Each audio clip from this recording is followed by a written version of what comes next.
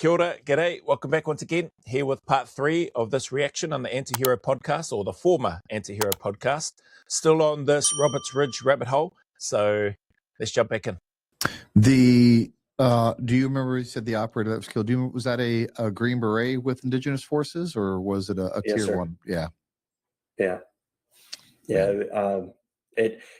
I'm pretty certain that our front end crew had gone in and visited them. It was an extremely unfortunate incident, but that actually comes into play the next night because it drives a change in the rules of engagement for night 2 and on. Instead of having a looser type control for calls for fire, now you were tighter and you needed to have positive two-way comms with somebody on the ground who was visual with the target. Okay. I'll pause there. Do you remember you said the operator that was killed? Was that a Green Beret with Indigenous Forces, or was it a Yes, tier sir. 1? Yeah. I'm pretty certain that our front end crew had gone in and visited them. It was an extremely unfortunate incident, but it ends up, like the research is done into it. They look at why, and the crew did everything that they were supposed to. There's a bit of that Murphy's Law that goes on, and unfortunately, that happened. Yeah, I hate to say it because at the end of the day, it does happen, and it sounds horrible. I mean, Brett's going to talk about it a bit more, but I think I touched on it in one of my reactions to rest in peace Major John McNutt, who died in friendly fire in a training exercise, from what I understand. US forces dropped the bomb on his position from where they were at an observation area, and there were other American soldiers there with him as well. So John McNutt, former Kiwi SAS guy, him and I were on the same selection back in '98. And then, I heard about that while I was in Australia at the time. So it's as sad as it, and you'd like to think that doesn't happen. And there are a heck of a lot of checks and balances that the military take into consideration, try to minimize that from happening. But sadly, that stuff does happen, unfortunately. We unnecessarily lost an American life. But it is a lot easier to digest when, hey, at the end of the day, everybody did everything right. At the end of the day, war's risky, and not everything goes to plan, and everything that happens, we have to learn from it. But the only silver lining on that is that everybody did everything right. It just happens, and it's a shitty answer, but it is an answer. Absolutely, man. So when night 2 comes for Anaconda, we just the planners change everything up, and we flood the airspace, and we have 3 gunships flying out of the north and 3 flying out of the south. The ones from the north that I was on are AC-130Hs. They're the Spectre, the older variant, and they're flying under call sign Grim. The Nails are the U model, the spooky gunship, and they're flying under the call sign Nail, coming out of the south. Okay, yeah, I've worked with the Nail gunships a lot in my career, and man, let me tell you, nothing. I don't believe there's any air support better than a Spectre gunship. I just don't. Because it's whether it's the sensors that you guys bring, the various armaments, they're spot on almost essentially every time that I've ever needed you guys. You guys have gosh, I don't even know if we could ever truly put a number to the amount of American lives that just AC-130 gunships have saved in the GWAT. Probably a lot. The gunships are, they are a formidable asset. One of my favorite.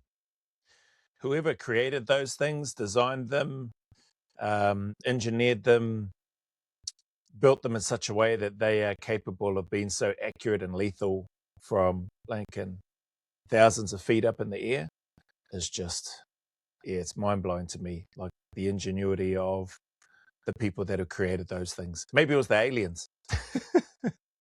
Birds to fly on. It was my first platform when I started flying with Air Force Special Operations Command. I got qualified on them in 2001.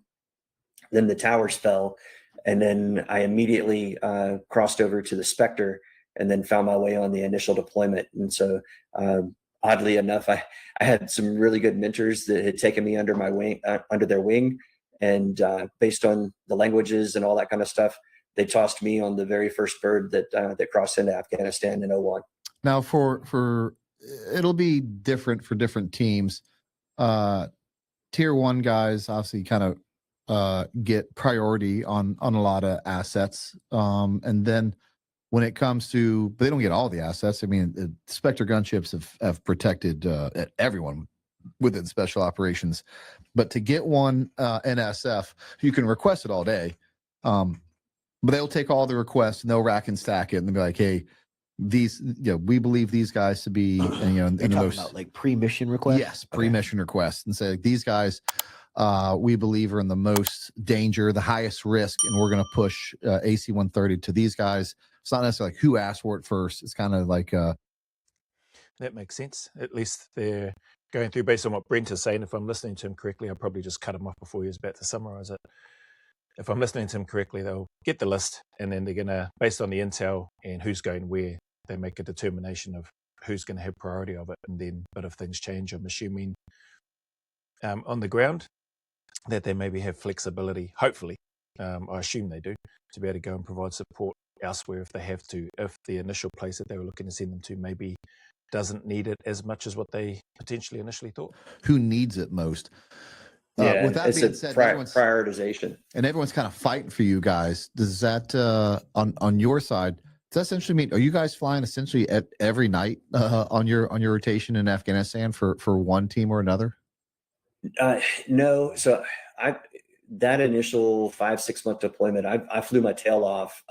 But with those birds, about once every 2.5 days from a crew perspective, and it's just like the crew ratio and the utilization rate that you get out of the birds and all that kind of stuff. It can vary. They can turn them faster, and you can go heavy with crews, or you can go to sustain. Anyway, I was flying between every 1 to 2 or every 1 to 3 days. Yeah. All right. I just had that random question for my own personal benefit.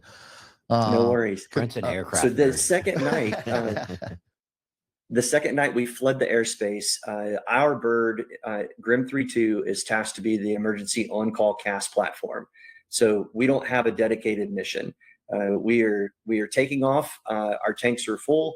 We're going to transit the airspace from Uzbekistan all the way down to Pakistan, just to hit a tanker. Like, that is the schedule of events. And then we're just going to orbit and wait for an emergency to pop up should that happen. And then we'll be the responding aircraft. Okay. While we're transiting the airspace, Kalski Airfield comes under attack. There's a Nail gunship that's on station, and Nail is fragged to support the Razor 03 and 04 infill of the Mako 30 element. Well, the helicopters are delayed, and Kalsk comes under attack. So Nail's been in a standoff. They're not on top of the objective because you don't want to highlight your positions or any of that kind of stuff. And then I think there's some bombing deconfliction in the airspace that prevents them from getting closer as well. So the Bossman is the command and control element on AWACS. And Bossman ends up tasking Nail, since the Razor flight is delayed. They task Nail to go down and respond to the troops in contact situation at Kaust. Okay. We come up on the radio.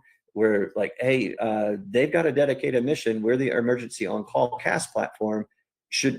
Are you sure you don't want us to respond to that? We've got plenty of fuel. And they're like, no, let's not mess up the tanker flow. They don't want to mess up the schedule of the aerial refueling birds that were in Pakistan. Okay. And so they send us on down to get. Man, it didn't want to mess up the tanker flow, the refueling. You've got that Nail gunship, which was dedicated for what is now known as Roberts Ridge, I believe, if I'm listening to what this guy's saying correctly.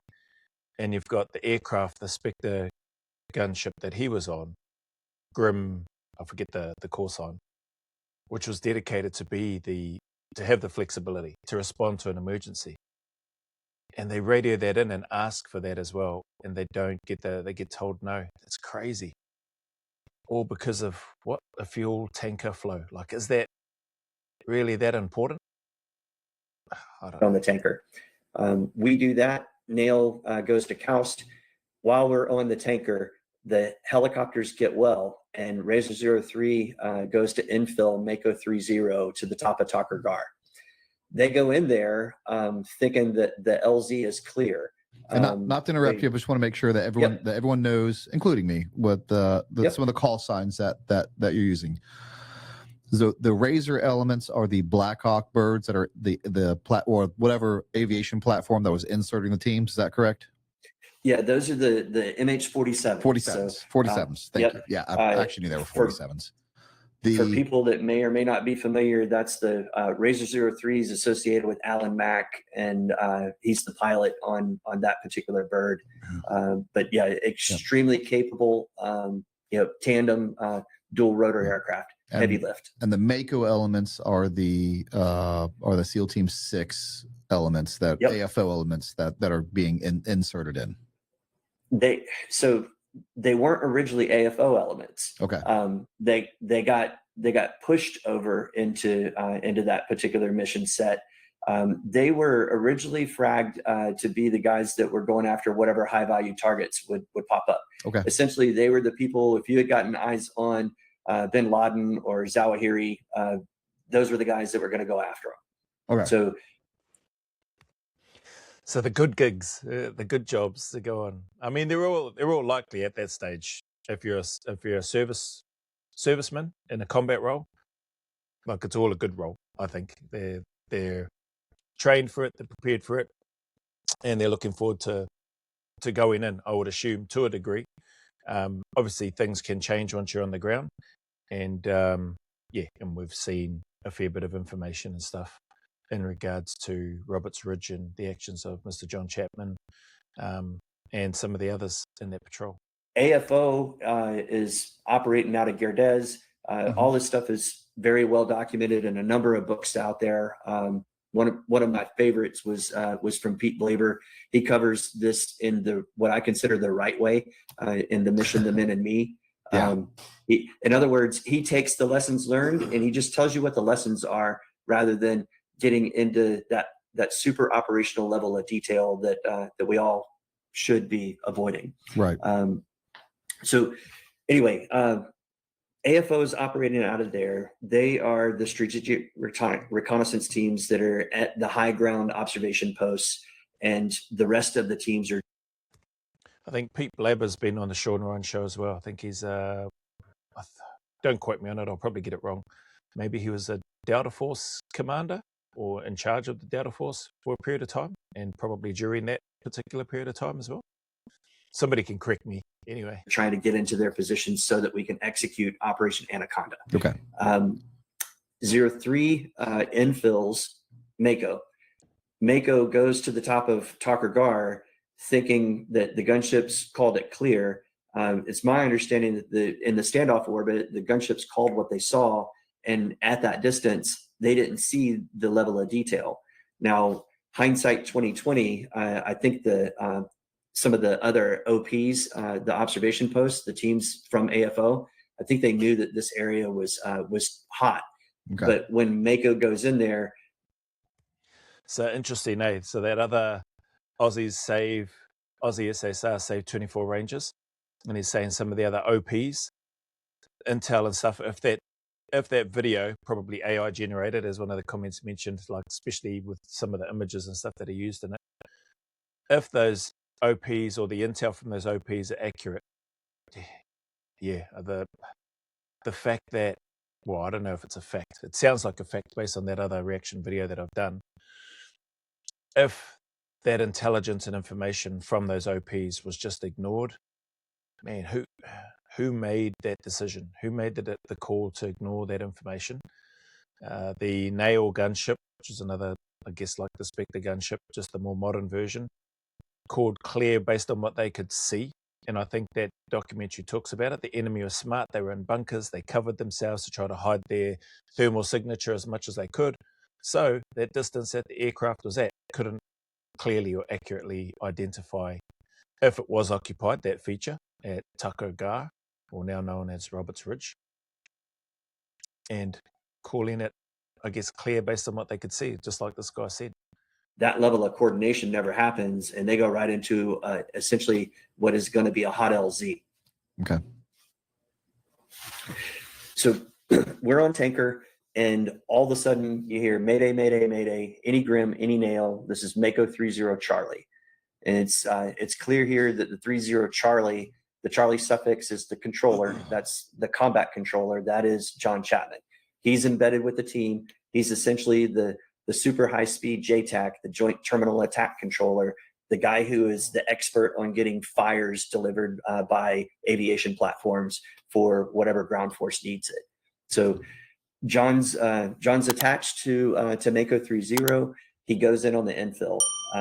He's come up on this net because as Razor 03 tried to infill to the top of Tucker Car, they got lit up by small arms and RPGs. So when that happens, the way I understand that story, we're not there. We don't see this. I'm recounting from various after actions and readings on this case, but. Right. Well, I got that wrong in I think one or several of my reactions, maybe in this little Roberts Ridge rabbit hole that I've been down. I think I was saying that I had thought that this guy was on station, so to speak, and looking in his monitors and could see what was happening. But he's just clarified here that he's not seeing this; he's hearing it. Let me just go back briefly. The way I understand that story, we're not there. We don't see this. I'm recounting from various after actions and readings on this case. But the bird loses electrics, the inability to return fire. It ruptures hydraulic lines. When that happens, and the joscillation of the aircraft as it's being riddled with gunfire and RPG, the tail gunner falls off the end of the ramp. Thank goodness I crewed on helicopters as well. Whenever you're crewing on a helicopter, you wear a gunner's belt.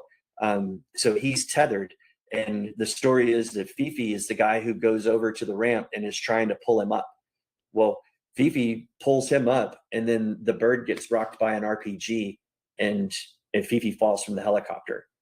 So, wow. So that I never knew this either. So it's, man. Neil Roberts goes over to grab the gunner who's tethered, which sounds like, I guess, a standard operating procedure for them, crewman, tethered, but it sounds like he's dangling outside the aircraft, which is not a good place to be. So Neil goes over, grabs him, pulls him in, and then the aircraft gets hit by an RPG, rocked. Blinken whacks the aircraft, I assume, around even more, and then that's how he falls out. Man. That helicopter is losing flight control ability. Alan Mack is having to fight it, and he ends up doing a remarkable job putting it down in the valley just north of the LZ. So when we hear this Mayday call, that's what's literally just transpired. And so we're hearing the Mayday, we're on the tanker, and it immediately gets our attention.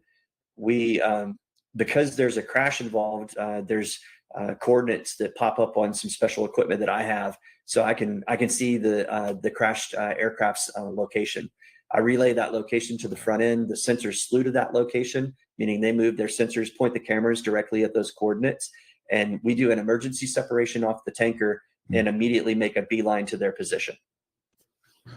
I'll tell you, it is cool to hear, when things happen on the ground, as a guy on the ground, I hate to say it, you feel like things just, I know we know different, but you don't think about it. It just feels like assets magically show up.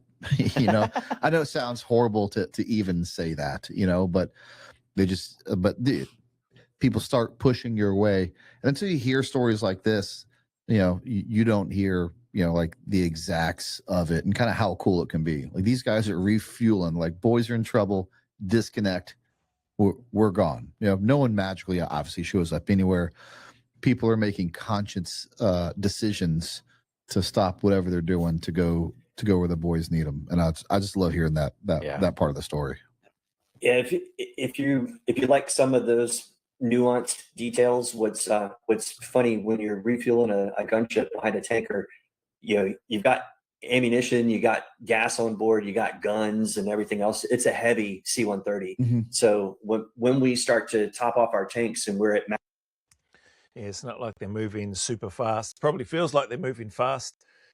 Maybe in the aircraft, I'm not sure, but yeah, hearing him describe that and how heavy or how fat the bird is, it's it's probably redlining to get to where these guys are on the ground. max gross weight, the bird gets really, really slow behind a tanker.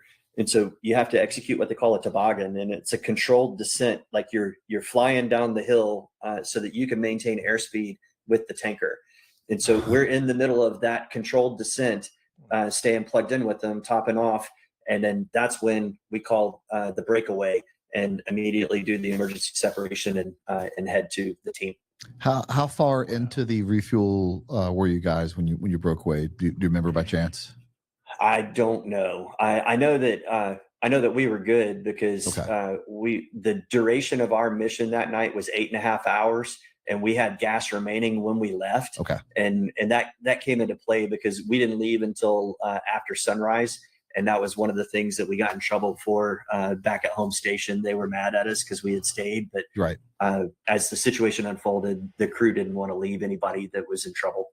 Yeah. And you would know better than me. But what he's talking about.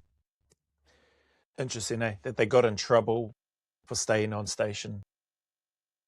Yeah, I guess they're probably those decision makers back at the base. I guess if they're doing their little check sheets and making sure that people are where they're supposed to be, flight time hours, exposure for the aircraft and run times and all that sort of stuff. I imagine, I don't know what the blinking checklist might be for the aircraft, but that's why I think it's great that people are the ones on the ground making the decision, or in the air in this case. Because if it's all automated and pre-programmed, and this is the schedule and this is the checklist and this is how it rolls and this is what you do at these points in time, and if you hit this level of fuel, then you need to leave at this time, blah, blah, blah. Guys could be left behind and feeling left stranded. And instead of potentially, like Brent spoke about, he says it feels like assets just magically appear, even though he knows that they don't. It could be a case of soldiers on the ground feeling like they're just all alone. So it could be the opposite, that assets no longer magically appear, like because they're potentially not there. But yeah, interesting. Anyway, I'm going to pause this one here. Got some other reactions and videos to do, some other personal content videos to do based on questions that have come through. And then I'll be back with some more. So thanks for sticking around. If you did, I tried to intentionally let the information flow a lot more rather than trying to chime in. So we'll see how that goes. But also, I was just quite intrigued, super interested in listening to this guy talking about, all the build up leading up to what happened there on Roberts Ridge. So anyway, take care, look after yourselves, and I'll see you on the next one.